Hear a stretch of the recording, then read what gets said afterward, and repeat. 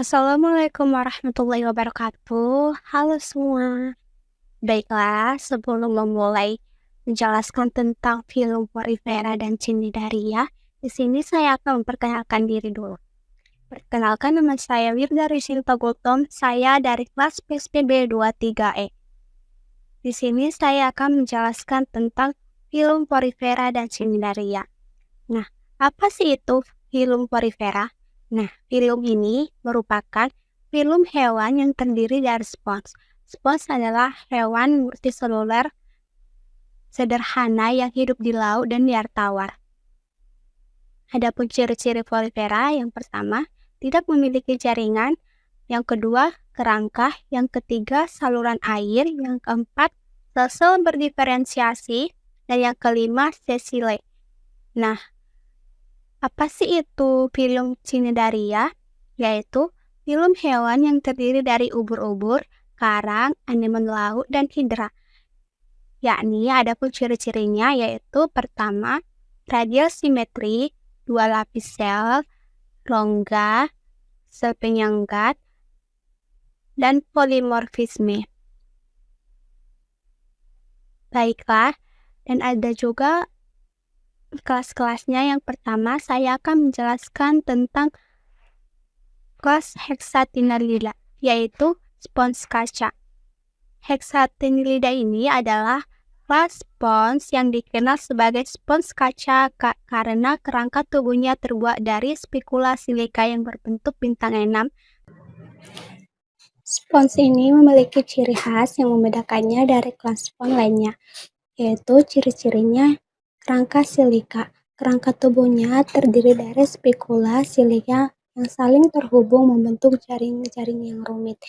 Spikula ini membentuk bintang 6 atau heksatin dan dapat memiliki berbagai bentuk dan ukuran.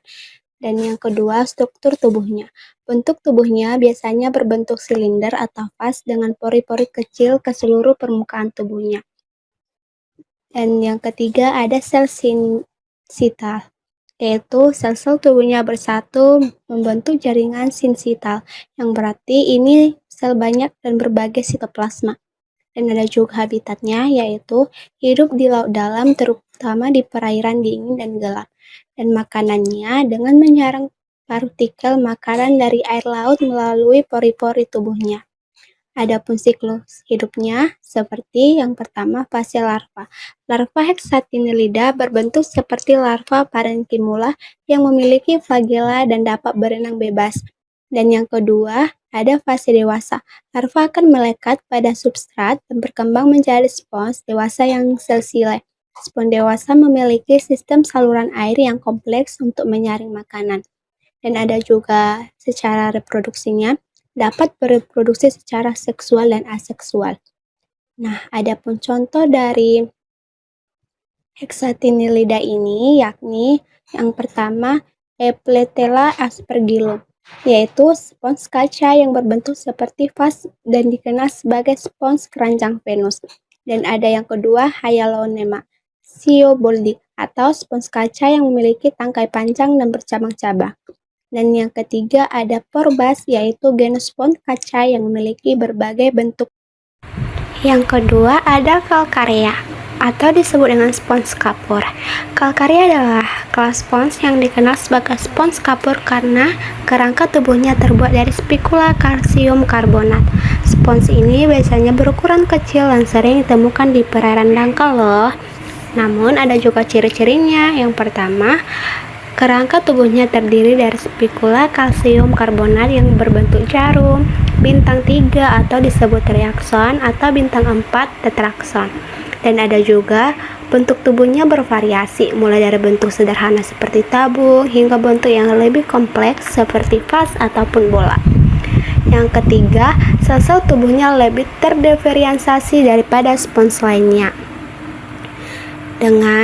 yaitu fungsinya seperti makan, pergerakan, dan reproduksinya. Dan yang keempat, ada tentang habitatnya, yaitu mereka hidup di perairan dangkal, terutama di daerah tropis dan subtropis. Dan yang kelima, ada makanannya, yaitu dengan menyaring partikel makanan dari air laut melalui pori-pori tubuhnya. Nah, ada siklus hidupnya. Yang pertama, fase larva. Larva kalkarya berbentuk seperti larva parankimula yang memiliki flagela dan dapat berenang bebas. Dan yang kedua, ada fase dewasa. Larva akan melekat pada substrat dan berkembang menjadi spons dewasa yang sel-silek.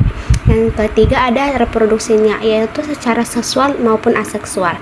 Nah, ada pun contoh dari kalkarya tersebut, yaitu yang pertama ada sikon. Spons kapur berbentuk vas dengan pori-pori kecil di seluruh permukaan tubuhnya. Yang kedua, ada Leucosolonia, yaitu spons kapur berbentuk tabung dengan pori-pori besar di ujung tabung. Dan yang ketiga ada Clathyrina, yaitu spons kapur yang memiliki kerangka yang kompleks dan bercabang-cabang. Seperti inilah gambar ketiga dari kalkarya tersebut. Yang ketiga ada Demosponghiae atau spons bersilikon.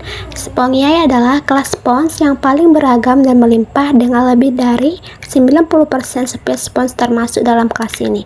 Mereka dikenal sebagai spons bersilikon karena kerangka tubuh mereka sebagian besar terbuat dari spicula silica.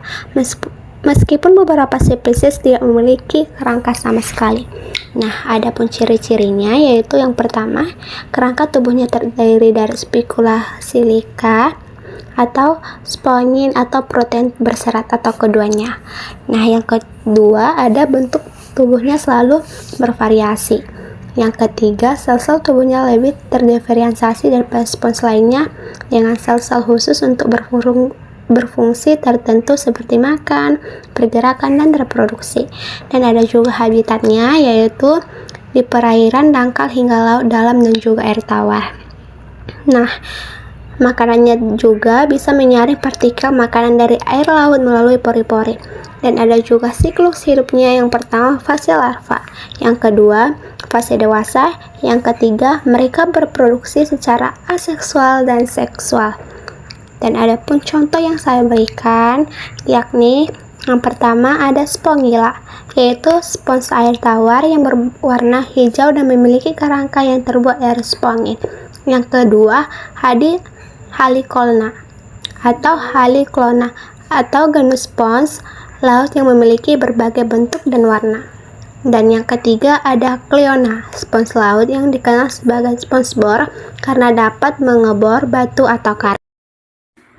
Dan ini merupakan gambar dari 3 contoh Demosponghiae tersebut. Yang keempat ada Hydrozoa, yaitu kelas dari hewan invertebrata yang termasuk dalam filum Cnidaria. Mereka merupakan kelompok hewan yang sebagian besar hidup di laut, meskipun beberapa spesies juga dapat ditemukan di air tawar. Dan ada pun ciri-ciri dari Hydrozoa tersebut. Yang pertama, Hydrozoa memiliki bentuk tubuh utama yaitu polip dan medusa. Polip berbentuk silinder melekat pada substrat dan memiliki mulut di bagian atas yang dikelilingi oleh tentakel. Medusa berbentuk seperti payung atau lonceng dan memiliki tentakel yang menggantung di bagian bawah. Dan yang kedua, tubuh Hydrozoa terdiri dari 2 lapisan sel yaitu ektoderm dan endoderm. Yang ketiga, Hydrozoa memiliki rongga gastrovaskular yang berfungsi sebagai tempat pencernaan dan sirkulasi makanan. Yang keempat, Hydrozoa memiliki sel penyangga yang disebut dengan kinodosit. Nah, yang kelima, sistem saraf Hydrozoa sederhana, terdiri dari jaringan saraf yang tersebar di seluruh tubuh. Nah, ada pun siklus hidupnya. Yang pertama secara tahap polip, yang kedua tahap medusa, yang ketiga fertilisasi, dan yang keempat planula.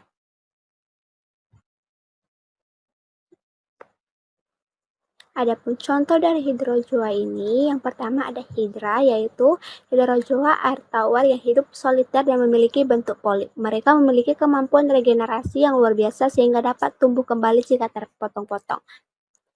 Yang kedua ada Obelia, yaitu Hydrozoa laut yang hidup berkoloni dan memiliki siklus hidup yang lengkap melibatkan tak polip dan medusa.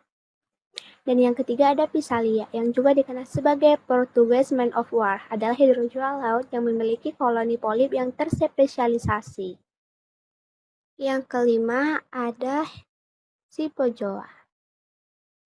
Apa sih itu Scyphozoa?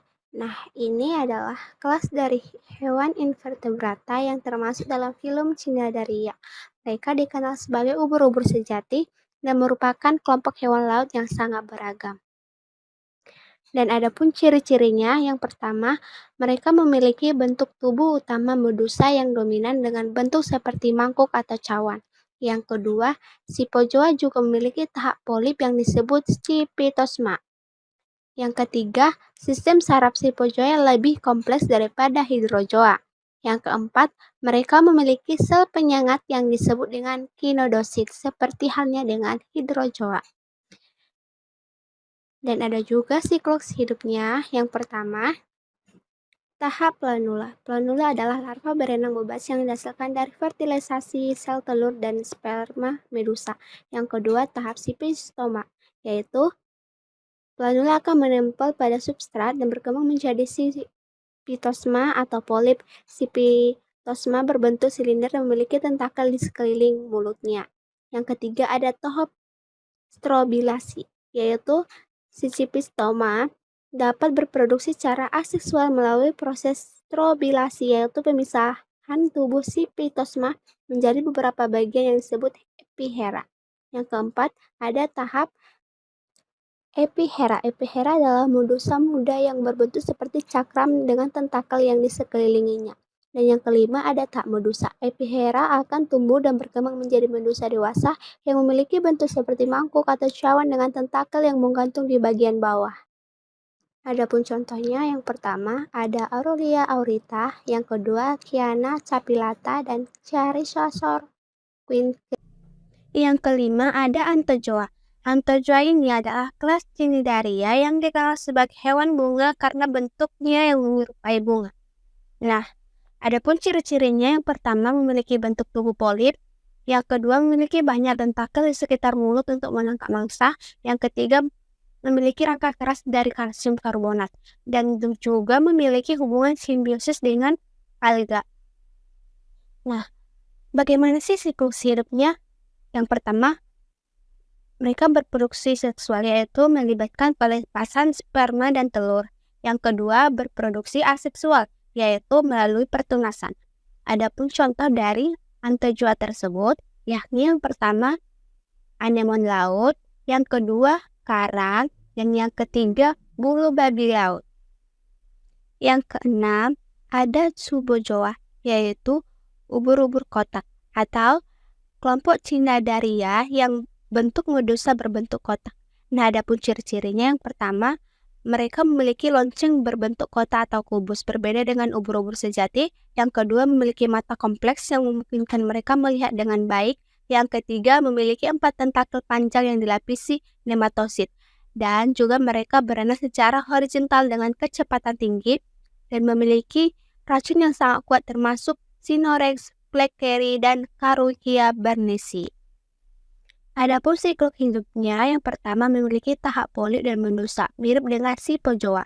Nah, adapun contohnya, yang pertama ada Chironex blackberry, ubur-ubur kotak Australia. Yang kedua, Carukia barnesi, ubur-ubur kotak Irukandji, dan yang ketiga ada Malokingi.